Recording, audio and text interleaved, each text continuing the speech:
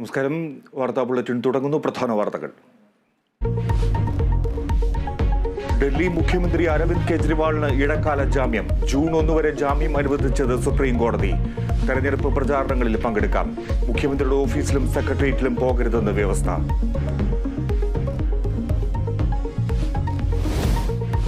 ജസ്ന തിരോധാന കേസിൽ തുടരന്വേഷണത്തിന് ഉത്തരവ്. തിരുവനന്തപുരം CJM നടപടി. പിതാവിന്റെ ഹർജിയിൽ പുതിയ തെളിവുകളുടെ അടിസ്ഥാനത്തിൽ അന്വേഷണം നടത്തണമെന്ന് നിർദ്ദേശം. CBI അന്വേഷണത്തിൽ വീഴ്ചയില്ലെന്ന് ജസ്നയുടെ പിതാവ്.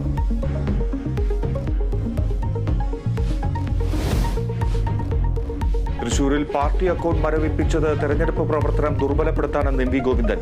രാഷ്ട്രീയ വിരോധത്തിന്റെ ഭാഗമായി തെറ്റായ രേഖ പ്രചരിപ്പിച്ചു. ഇനിയും തെറ്റായ വാർത്ത നൽകിയാൽ കേസ് കൊടുക്കുമെന്നും CPM സംസ്ഥാന സെക്രട്ടറി.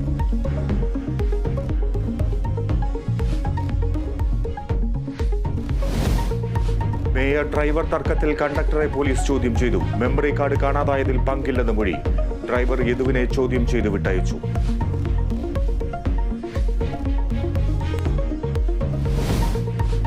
IG P. വിജയന് ADGP ആയി സ്ഥാനക്കയറ്റം. എലത്തൂർ ട്രെയിൻ തീവെപ്പ് കേസിൽ വിവരം ചോർന്നതിന്റെ പേരിൽ സസ്പെൻഷനിലായിരുന്നു.